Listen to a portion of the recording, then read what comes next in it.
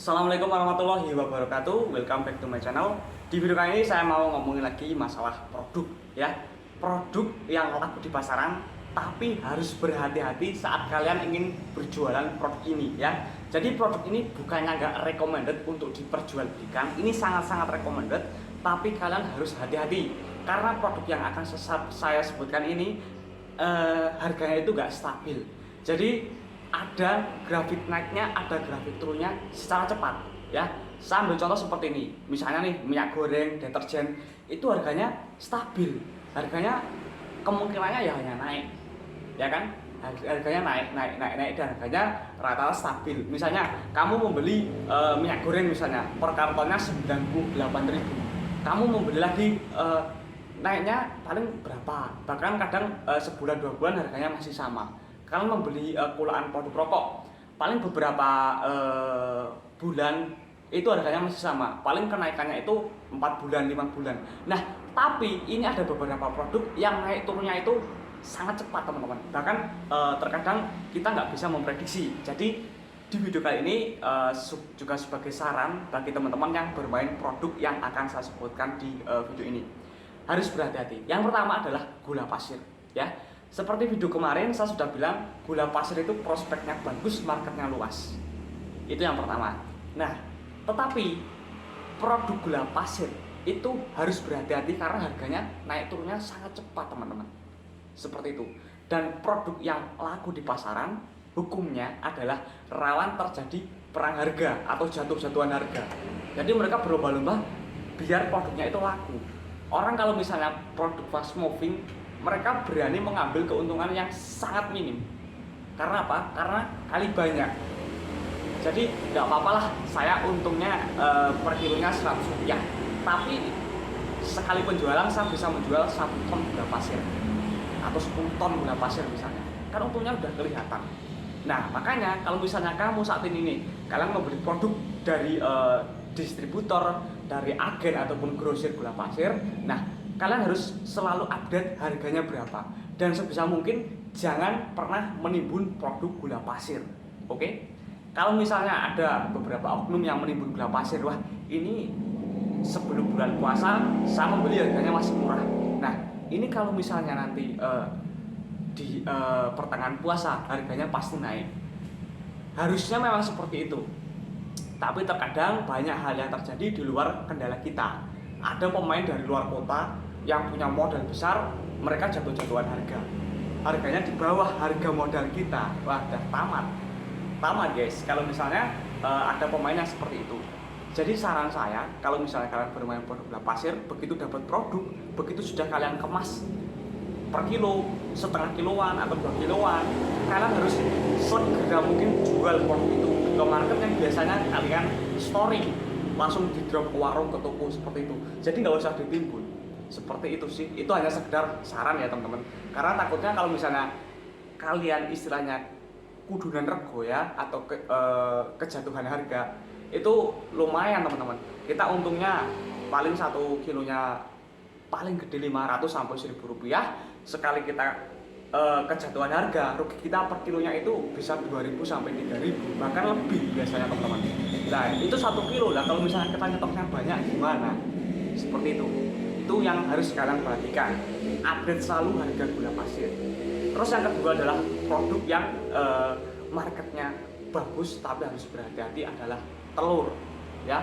Untuk telur harganya memang bisa dibilang nggak seperti gula pasir ya, agak sedikit lebih stabil. Tapi produk telur ini saya nggak sukanya adalah rawan pecah atau rawan retur ya teman-teman. Jadi saya selama bermain freelance, saya belum pernah bermain produk telur. Walaupun saya tahu ini prospeknya bagus, karena telur itu kan juga sehat untuk konsumsi sehari-hari ya kan. Nah tapi ya saya nggak mau ambil resiko seperti itu.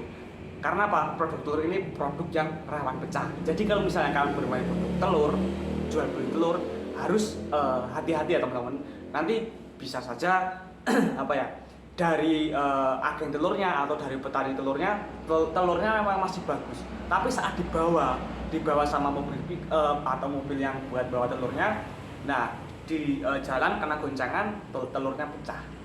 Nah itu udah apa ya, udah rugi seperti itu teman-teman.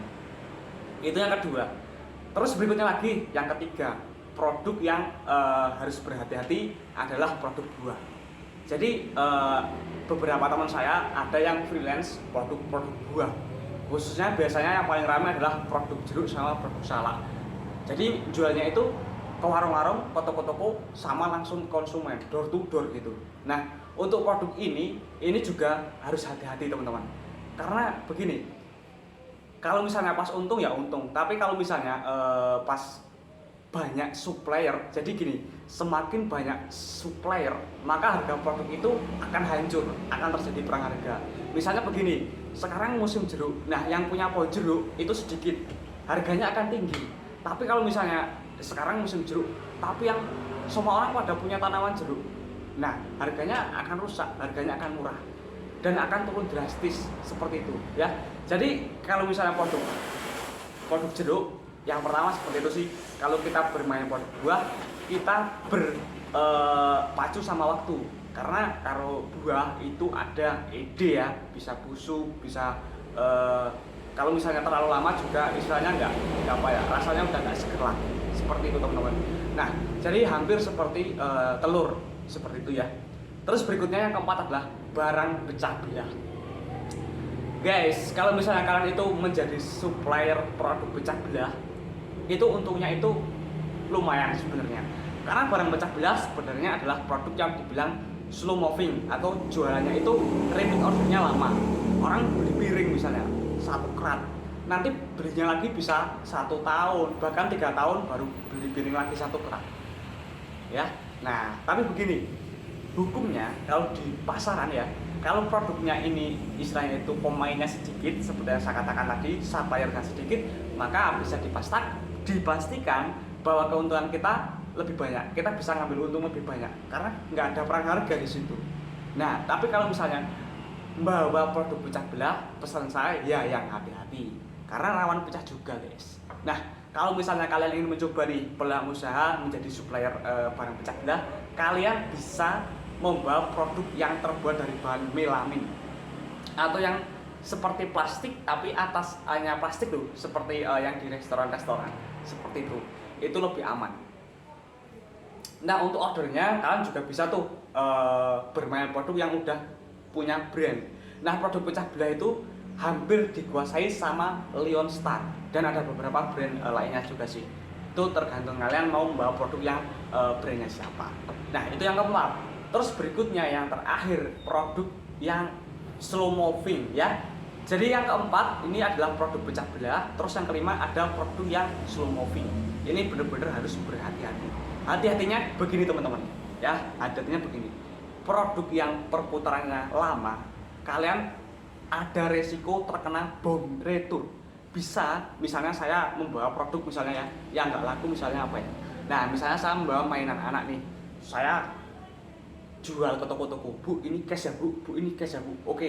Misalnya dalam 1 bulan saya berhasil melakukan sell in, saya berhasil memasukkan produk itu ke hampir semua toko di daerah saya misalnya. Nah kalau misalnya kalian hanya melakukan sell in, di kunjungan berikutnya yang terjadi adalah bom retur, mas nggak laku mas, retur mas switching tukar barang, mas tukar uang, pusing. Nah seorang sales yang hebat, seorang sales yang baik adalah sales yang bukan hanya melakukan sell in tapi juga melakukan sell out. Jadi kita juga harus membantu supaya produk yang udah ada di toko ini bisa laku. Caranya gimana? Misalnya produknya mainan anak, kalian bisa datang ke sekolahan-sekolahan. Dik, ini kalau misalnya mau jual mau beli mainan anak, no, di warung situ udah ada. Kalau misalnya produknya rokok baru, Pak, ini Pak sampel Pak, rasanya gimana Pak, enak enggak? Kalau enak belinya di sana. Jadi kita membantu toko itu mendapatkan konsumen. Hukumnya kalau toko udah punya banyak konsumen, toko akan ngejar sales. Mas, saya ordernya lebih banyak lagi ya mas, ini soalnya konsumennya udah banyak. Nah berarti kita sudah melakukan sell in dan melakukan sell out. Seperti itu teman-teman, itu adalah beberapa produk, 5 produk yang yang recommended, tapi harus berhati-hati saat bermain produk ini. Seperti itu sih mungkin videonya, semoga bisa bermanfaat untuk kalian semuanya, khususnya yang masih baru dalam dunia jual beli atau dunia sales. Yang punya sosial media Instagram jangan lupa di follow @bangkit_real, linknya ada di deskripsi video ini. Share video ini ke teman-teman sama sosial media yang kalian miliki jika kalian rasa video ini bermanfaat. Terima kasih yang sudah menonton sampai habis. See you next time, sampai jumpa di video selanjutnya.